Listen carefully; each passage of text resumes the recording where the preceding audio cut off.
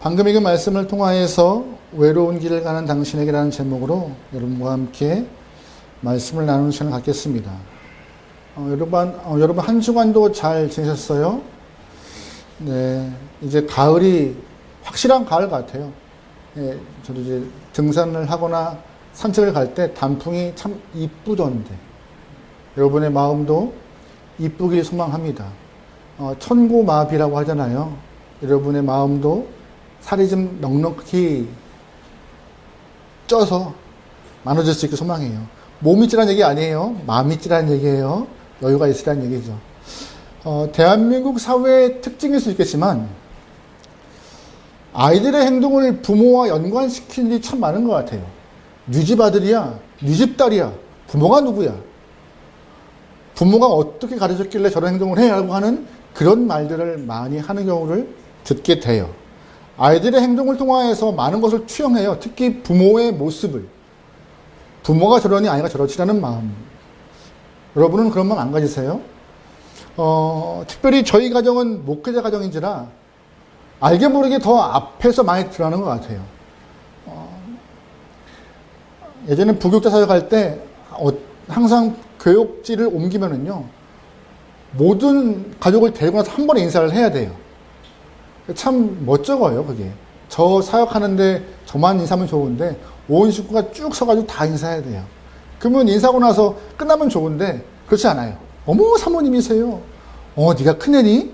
둘째네? 막내야? 하면서 다 이렇게 한 번에 호소가 다 끝나요. 어쩔 때는 뭐 1, 2, 3부 있으면 1부 인사드리고 2부 인사드리고 3부 인사 다 해야 돼요. 그리고 한 번은 뭐 4, 500명 앞에서 인사도 해야 되고 더 큰 데 인사해야 되고. 근데 그 이후부터는 이제 평가가 들어가요. 평가가. 뭐 저는 말할 것도 없이 사모님이 말이야. 목사님 제 큰애 아니야, 큰애? 네. 별별 얘기 다 들어오죠. 저는 저희 아이들한테 크게 강조했던 것은 몇 가지 없지만 귀에 못이 박히도록 강조한 것이 딱 하나 있습니다. 인사만 잘해. 다른 거 잘해. 인사만 잘해도 돼. 근데 감사하게도 아이들 셋 다 인사 하나만큼은 잘하는 것 같아요. 다른 것들도 잘하고 있겠지만, 그래서 어느 교회 사역하든 많은 성도님들께서 예의 없는 아이라고 손가락질 하지 않으시고, 지금도 동네 다니면서 저희 막내가 하도 인사해서 막내가 저보다 더 유명한 아이가 돼요. 마트를 가도 어머 아버지셨어요? 할 만큼 이미 아이는 인사하기를 참 고맙죠. 이런 아이의 모습을 통하여 부모를 바라보는 그런 행동들 뭐 나쁘지 않은 것 같습니다. 근데 여러분 그거 아세요? 신앙인인 우리도 마찬가지인 것 같아요. 우리의 모습을 통하여서 누가 드러나요? 하나님이요. 우리의 모습을 통해 누가 드러나요? 교회가 드러나요. 오늘 본문 마가복음 6장 말씀은 갈릴리 후기 사역을 좀 표현하고 있는데, 특별히 7절부터 보면은요, 예수님이 12명의 제자들을 둘씩 짝지어서 파송을 보내요. 2명 짝지어서 너 이쪽 가서 복음을 전하고 그들에게 주의 말씀을 선포하며 그들에게 능력을 행해. 2명씩 갔던 그 지역마다 놀라운 일이 발생합니다. 우리 12절 말씀 보겠습니다. 같이 읽어요. 시작. 제자들이 나가서 회개하라 전파하고 많은 귀신을 쫓아내며 많은 병자에게 기름을 발라 고치더라. 아멘. 예수님이 하신 것과 똑같이 했어요.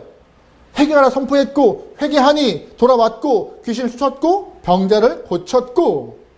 예수님 혼자 해도 이런 일들은 많이 주목을 받고 관심받는 일인데, 집중하는 일인데, 6그룹이 사방에서 이런 일을 하고 있으니 얼마나 예수에 대해서 더 많은 관심과 집중이 있겠습니까? 사람들이 예수가 누군데? 예수가 뭔데 저 사람들이 와서 예수를 선포해? 예수 이름으로 뭔데 저렇게 병을 고쳐? 귀신을 쫓아? 예수의 이름이 막 드러나기 시작했던 것입니다. 제자들이 두 명씩 6그룹이 사방에서 주님의 말씀을 선포할 때 어떠한 일이 발생한지 아세요? 14절 말씀. 이에 예수 이름이 드러난지라. 할렐루야. 아멘. 누구 이름이 드러나요? 예수 이름이. 질문 드려보죠. 제 아들이 누구의 이름을 갖고 사역을 했죠? 예수의 이름. 분명히 독립적으로 사역했어요. 예수 없이 둘만. 그런데 누가 드러나요? 예수가. 우리가 잘 살아가면은 부모의 얼굴이 드러나는 것과 같이 제자가 똑바로 서니 누구의 이름이 드러나요? 예수의 이름이. 그래서 여러분 잘 기억하셔야 하는데요. 성도는 어떠한 일이 하든지 예수의 이름과 연관된 사람입니다. 그래서 성도를 그리스도인이라 해요. 왜? 그리스도와 연관된 사람. 우리의 말 한마디, 행동 하나, 인사 한 번이 네 집 아들이야, 네 집 딸이야, 잘 키웠네 하는 것과 같이 부모와 자식을 연관시키는 것처럼 성도의 모습과 그리스도인의 모습과 말, 행동 하나가 하나님의 이름과 교회에 연관이 되어 있다는 것이에요. 우리의 말 하나가 하나님의 이름을 높일 수가 있고 우리의 행동 하나가 하나님의 이름을 창피하게 할 수 있는 것입니다. 그러기에 말 한마디 행동 하나 조심해야 되는 것이 성도의 모습이죠. 여러분 솔직히 좀 우리가 19일에도 초청잔치를 합니다. 그런데 여러분 교회를 데려오는 게 중요한 건가요? 어려운 문제죠. 교회를 데려오는 것도 필요합니다. 그런데 성경은 말하고 있어요. 교회가 이 건물의 교회가 아니라 누가 교회라고요? 우리가 내가 그리스도인으로서 교회가 되면은요, 내 자체가 하나님의 마음을 선포하게 되는 것이고 내 입술이 주님의 은혜를 전하게 되는 것이고 그것으로 교회 역할을 충분히 할 수 있는 것입니다. 근데 그게 안 되기 때문에 자꾸 교회를 데려오는 거예요. 대신 목사님 어떻게 해주세요라고 이렇게. 어찌됐든 저는 여러분이 먼저 교회에게 소망합니다. 여러분이 먼저 그리스도인 되어서 내가 그리스도 예수와 연관되어서 내 말 한마디 행동 하나가 많은 영혼들에게 하나님의 이름을 좋게 드러낼 수 있는 선한 모습의 영혼되면 좋을 것 같아요. 오늘 본문에서 예수님의 이름이 널리 퍼졌습니다. 그런데 예수의 평가가 참 다양해요. 분명히 예수님의 이름으로 제자들은 사역했습니다. 복음을 선포했고 회개를 전했고 또한 병을 낫게 했는데 자꾸 사람들은 예수의 이름이 아니라 다른 사람의 이름을 대요. 혹여나 누구는 엘리야가 온 것이 아닌가, 또 누구는 선지자 중 한 사람이 온 것이 아닌가, 또 누구는 세례 요한의 환생이 아닌가라고 자꾸 이렇게 다른 사람으로 오해하고 있습니다. 그런데 본문에서 세례 요한의 환생으로 알고 있던, 그래서 두려움에 쌓여있던 한 사람을 소개합니다. 누군지 아세요? 본문에 헤롯 왕이에요. 갈릴리와 베레아 지역을 다스렸던 분봉왕이에요. 분할 지역을 다스렸던 이 분봉왕 헤롯을 소개하고 있어요. 이 헤롯은 예수님을 요한의 환생으로 오해하고 두려워하기 시작했습니다. 왜 두려워했을까요? 그냥 요한이 다시 환생했네, 뭐 그렇게 알았으면 좋겠는데, 그냥 어떠한 능력의 사람이 있네라고 하면 좋겠는데 그게 아니라 두려워했어요. 왠지 아세요? 이 헤롯이 세례 요한을 죽인 장본인이었기 때문에. 뭐야, 다시금 환생해서 나를 어떻게 하려고 그러는 거 아니야? 하는 무서움에 쌓이기 시작했습니다. 헤롯이 세례 요한을 죽인 이유는요, 간단했어요. 전에 이 헤롯이 자기 동생 빌립의 아내 헤로디아에게 장가를 들어버려요. 동생 아내를 뺏는 것이죠. 그 모습에 세례 요한이 그거 옳지 않아, 그거 옳지 않아 계속해서 언급하자 당시 영향력이 있던 세례 요한의 말 한마디가 많은 사람들에게 왕이 불법을 저질렀네? 그 얘기가 듣기 싫은 거예요. 그래서 헤로디아가 헤롯에게 저 세례 요한의 목을 좀 쳐달라고. 결국 그래서 헤롯이 세례 요한을 죽이는 장면이 오늘 본문의 이야기입니다. 우리 10절 말씀 다 같이 읽어보겠습니다. 같이 읽어요. 시작. 이에 예수의 이름이 드러난지라.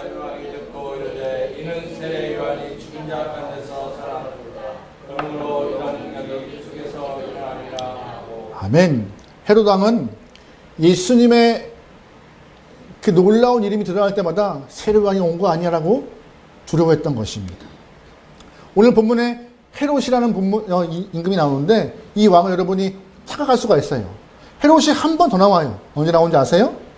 마태복음 2장 말씀에 아기 예수가 탄생할 때 그 아기 예수를 죽이기 위해서 온 동네 사람 아기를 다 죽인 왕이 나와요. 근데 오늘 본문의 왕과는 다른 사람입니다.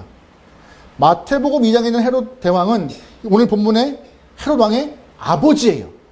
헤롯 왕, 대왕. 그리고 오늘 본문에 있는 헤롯은요, 그의 아들 헤롯 안티파스예요. 그러나 아버지 아들이 다 선한 모습은 아니었던 것이죠. 아버지는 아기 예수를 죽이고자 온 동네들 다 잡았고, 아들은 세례요한을 잡았고, 결국 아들은 세례요한이 환생했다는 마음을 갖고 두려움에 떨고 있는 상황으로 본문에서 말하고 있습니다. 우리 오늘 본문 통화에서 알 수 있는 것은 무엇이냐? 먼저 하나님의 진리가 위대한 힘을 갖고 있음을 꼭 기억하세요. 하나님의 진리는 위대한 힘을 갖고 있습니다. 여러분, 세상을 움직이는 힘은 참 많아요.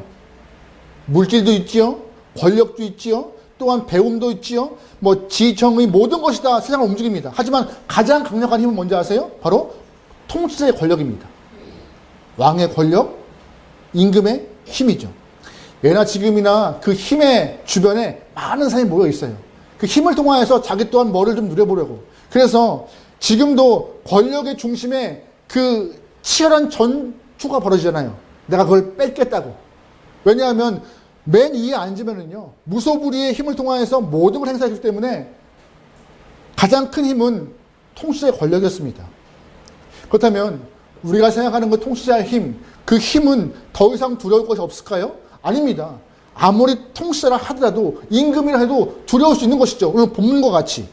오늘 본문의 헤롯도 당시 갈릴리 지역과 베레아 지역을 통치했던 분봉 왕이었어요. 통치자였어요. 무소불위의 힘이었어요. 하지만 이 또한 두려움에 떨었습니다. 예수 때문에 두려움에 떨었고, 예수 때문에 무서워했어요. 왜요? 진리이니까는요. 왜요? 그가 살아 계심을 그가 보았으니까는요. 사실 헤롯이 두려워했던 것은 예수가 아니라 환생한 누구로 알았기 때문에, 요한으로 알았기 때문에 무서워했던 것이지만, 사실 막강한 권력의 헤롯이 그냥 야인과 같은 이런 세례 요한을 무서워할 리가 있겠습니까? 근데 무서워한 거예요. 왜? 그는 언제나 자기 사욕을 다 버리고 진리를 선포한 영혼이고, 하나님의 마음을 선포한 영혼이고, 옳음을 선포한 영혼이기 때문에, 그가 오면은 자신의 죄와, 그가 오면은 자신의 잘못과, 그가 오면은 자신의 한계가 여실히 드러나기 때문에 그가 온 것이 탐탁지 않은 거예요. 아무리 큰 힘을 가진 영혼이라 할지라도. 여러분 잘 기억하셔야 합니다. 세상에 아무리 큰 권력이라 해도 그 힘은 한계가 있어요. 아무리 큰 힘이라 해도 그 힘은 일시적인 힘인 것 뿐입니다. 일시적인 것 뿐이에요. 영원한 진리 앞에서 두려워 떠는 오늘 본문의 모습을 보면서 우리도 무엇을 두려워해야 되는지를 정확히 알아야 합니다. 여러분, 하나님의 힘은 어떤 힘인지 아세요?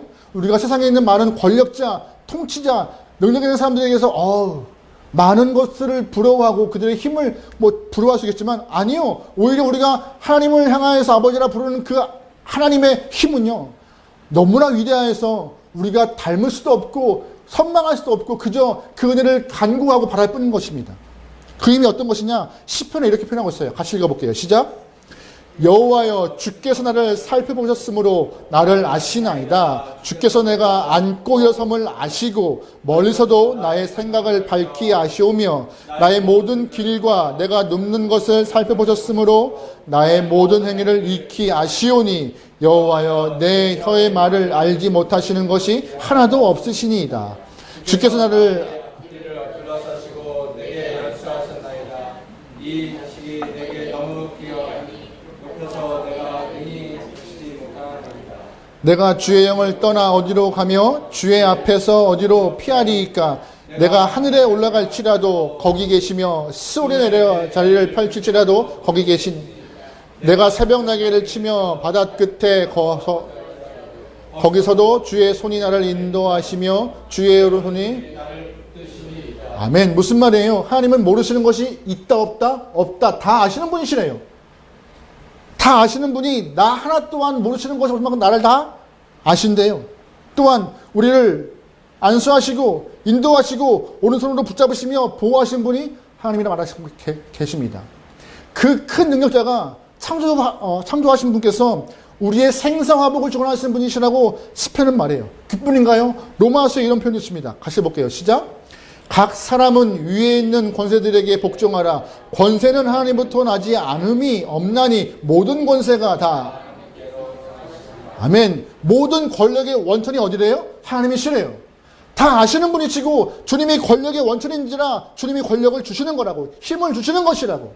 그 힘의 원천인 주님을 향하여서 우리가 마음을 드리는 것이 성도의 본 모습이라고. 이 땅에 보이는 힘에 대해서 굴복하지 말고 하늘의 힘을 갖고 계신 하나님께 나와서 그분께 두려움을 갖는 것이 성도의 본 모습이라고. 그래야 우리가 하나님을 높일 수 있다고 본문은 말하는 것입니다.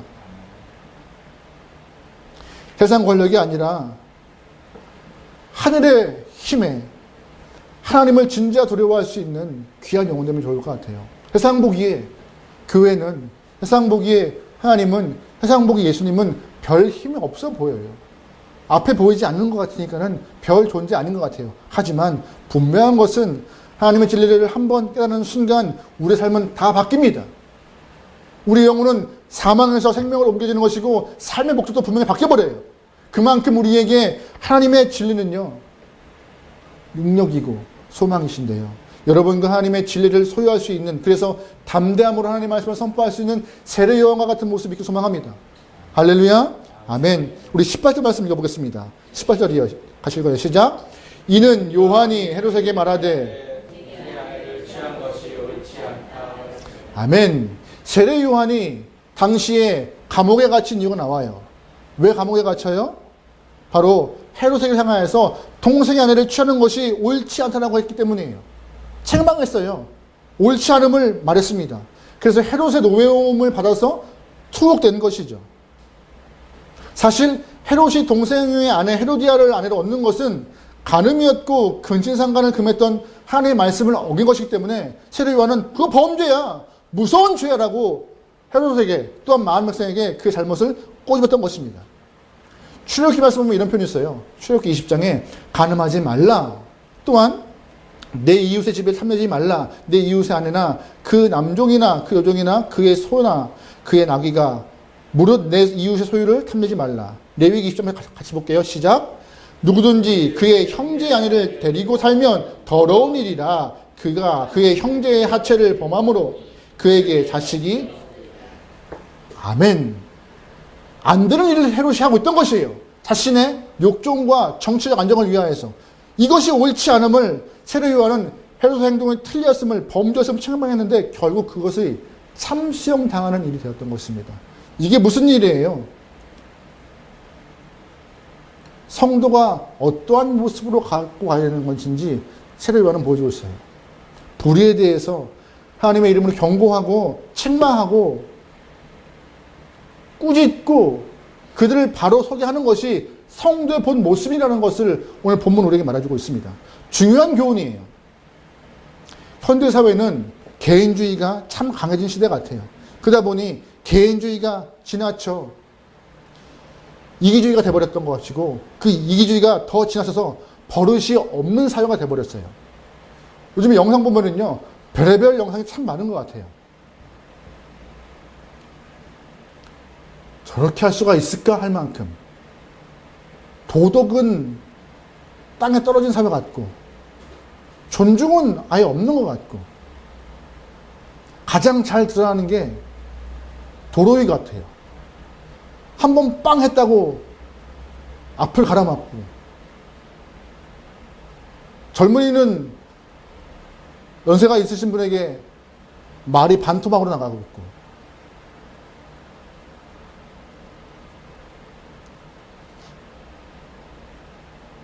또 자신과 관계가 없으면요, 어떤 일이든 그냥 먼 산 보는 것처럼 그냥 이렇게 모른 척 하는 것이 요즘 일반적 세대인 것 같아요.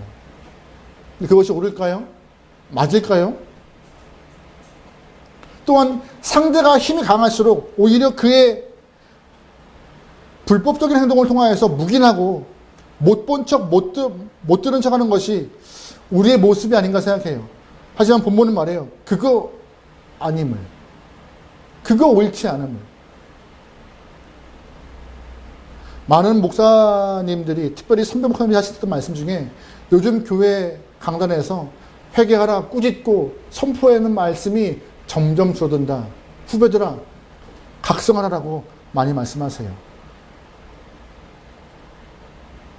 교회부터 크게 회개를 선포하고 말씀으로 책망하고 경고하고 주의 말씀으로 돌아오게 하는 것이 그 일인데, 그 일을 점점점 게으르게 하고 있다고 말씀하시는 것이죠.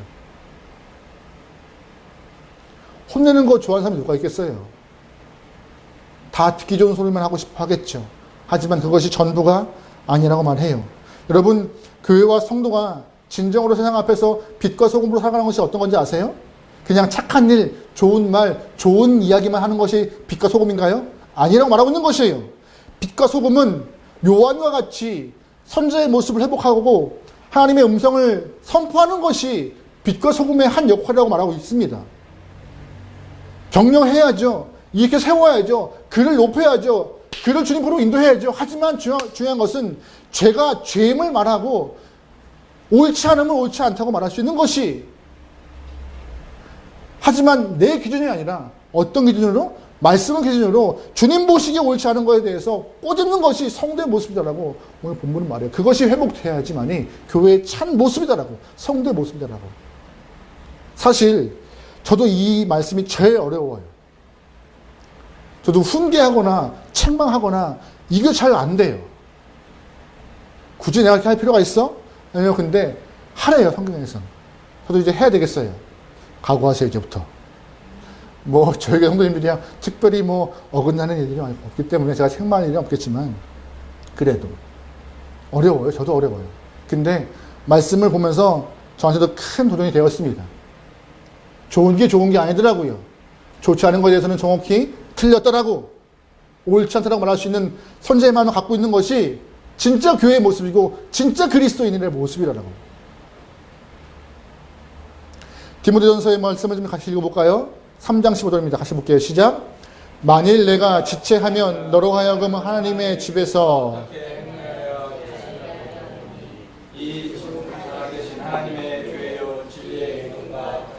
아멘. 교회를 뭐로 가리켜요? 진리의 기둥에 터요. 교회는요, 많은 사람이 모여서 떠받치는 것이 아니라 주의 말씀이 떠받치는 것입니다. 교회는요, 주의 은혜가 떠받치는 것이에요. 요한과 같이 하나님의 진리와 공의를 선포할 수 있는, 그래서 불법이라고, 타락이 옳지 않다라고 고백하고 외치고 돌아가게 할 수 있는 강한 성도에게 소망합니다. 그래야 교회다워지는 것이고, 그래야 성도다워지는 것입니다. 여러분, 부모님이 아이들의 언락을 보면서 그래 돌아오겠지 않아요? 그렇지 않아요? 잔소리해요. 잔소리가 통하면 좋겠지만 안 통하면요 크게 혼냅니다. 정신 안 차려? 안 되면은요 정말 그런 일이 없으면 좋겠지만 매도 들어야 돼요. 제가 매를 사모하진 않지만 매를 필요할 때가 있는 것 같습니다.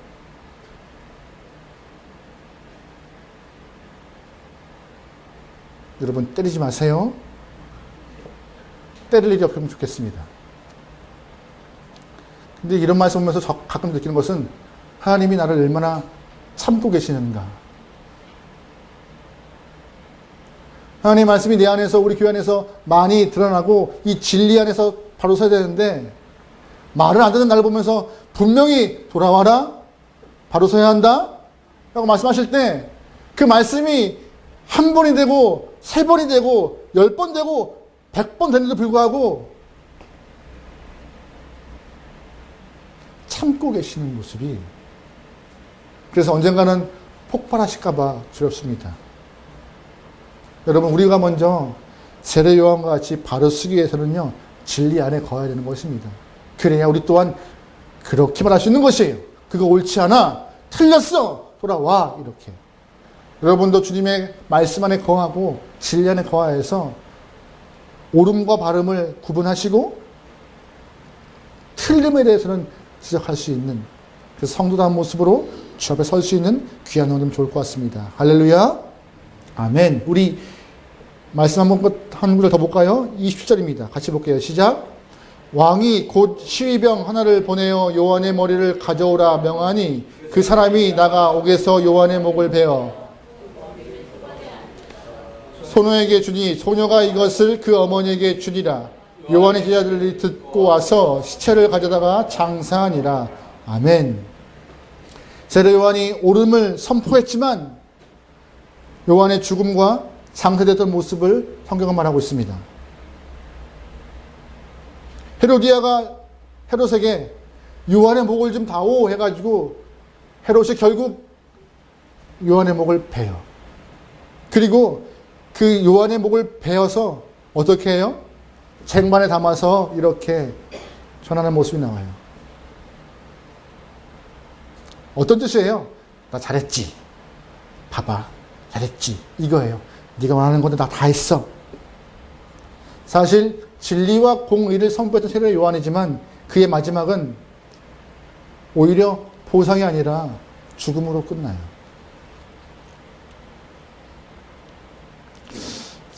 이러한 성경 말씀 볼 때마다 참 가슴이 두근반 생각반 거려요. 아무리 신실하게 사역을 했던 하나님의 종들이라 해도 그의 결과가 어떻게 되는 것이에요? 추옥이고 죽음이었습니다. 우리는 하나님의 일을 열심히 헌신하고 봉사하면요 반드시 이 땅 가운데 보상이 있을 거라 소망해요. 근데 보상이 없음을 성경은 말해요. 없을 수도 있음을 말해요. 오늘날 많은 사람들이 교회를 통하여서 복을 간구해요. 왜냐하면 전도할 때 예수 믿고 복을 빌어주잖아요. 복 받으세요, 복 받으세요. 근데 그 복을 오해해요. 내가 안 되는 것이 좀 풀리고 부족한 것이 채워지고 이것을 복으로 하는데 교회 안에서 기독교 안에서 복은 뭐예요? 참 복은 예수님 자체가 복이에요.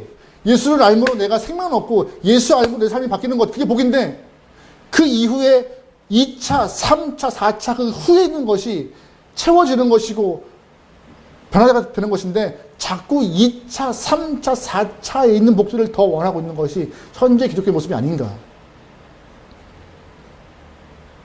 오늘 본문은 말합니다. 신실하게 사역했던 세례 요한. 보면은 우리가 기대할 때 헤롯이 요한을 목을 벨 때 하나님이 짠 하셔서 칼이 녹슬거나 칼이 흐물흐물 문드러지거나 아니면 아무리 칼날을 휘둘러도 요한은 말짱이었어야 멋있는데 그런 모습이 안 나타나요. 그냥 생을 마감합니다. 성경을 많이 보면은요 하나님을 위하여 충성한 대부분의 사람들이 이 땅 가운데 보상을 받지 못하고 비참한 생으로 마감할 때가 비일비재해요. 예레미야를 비롯해서 수많은 구약의 선지자들, 또한 초대교회 최초 순교자 스데반, 또한 그 이후 야고보, 베드로가 할 것 없이 많은 사도가 다 순교되었습니다. 복음을 증거하다가 애썼던 그리고 순교당했던 바울도 그렇고요.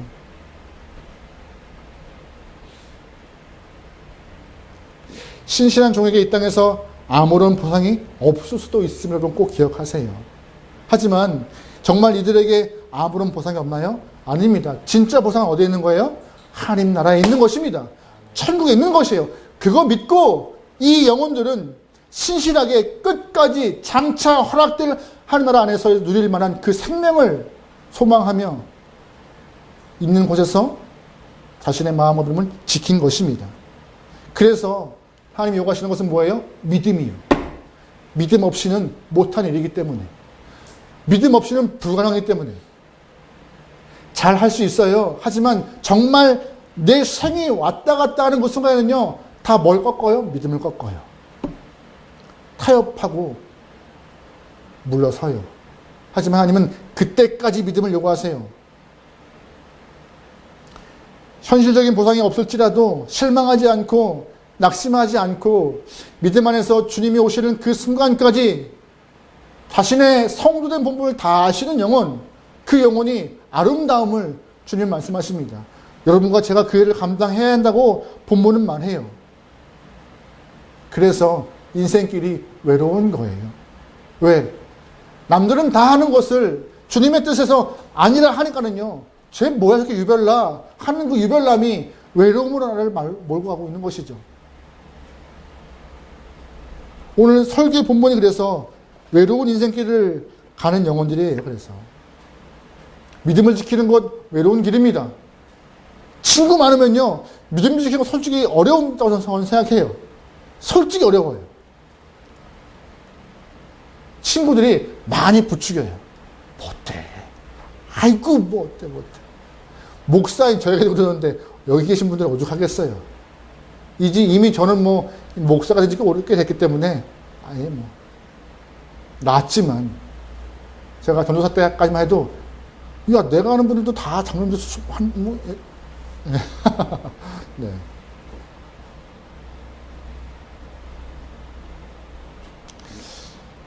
그래서 성도들은 좀 더 외로운 것 같아요. 그러다 보니 자꾸 주변에 누구만 남아요? 신앙인 친구들만. 그래서 전도하는 건 쉽지 않아요. 그럼에도 우리에게 전도는 사명이기 때문에 꼭 친구가 아니더라도 우리의 가족이나 주변에 있는 많은 영혼들을 향하여서 말씀을 선포하는 것이 중요한 모습인 것입니다. 그럼 잘 기억하세요. 우리에게는 하나님이 믿음을 요구하십니다. 그런데 이 땅에서 보상이 없을 수 있지만 믿음을 통하여서 우리가 천국에 들어가는 순간 이미 예비된 모든 보상은 다 누릴 것입니다. 목사님 지금 없나요? 지금 보상이 없나요? 있습니다. 지금도 있어요. 예수님을 알아서 우리에게 생명이 있고, 예수님을 알아서 우리에게 기쁨이 있고, 예수님 때문에 우리가 평안함이 있고, 또한 어느 순간에는 부족함이 채워지고 낫기도 하고, 그런 것이 다 보상으로 주어지지만 진짜 큰 보상은 뭐예요? 바로 주님과 함께 하시는 천국이 가장 큰 보상인데, 그 보상을 사모하며 우리의 삶이 주의 마음에 흡족하도록 매일매일 믿음 안에서 큰 은혜 안에 있길 소망합니다. 우리 말씀 한 구절 보고 마칠게요. 로마서 8장 말씀입니다. 같이 볼게요. 시작. 생각하건대 현재의 고난은 장차 우리에게 아멘. 장차 올 영광과 비교할 수 있다 없다? 없다. 이 말씀을 향하여서 믿음을 딱 붙여놓으시고 매 순간 가장 큰 은혜를 허락하신 주님을 향하여서 사모하며 매일매일 승리할 수 있는 저와 여러분 되기를 주의로 축원합니다. 아멘.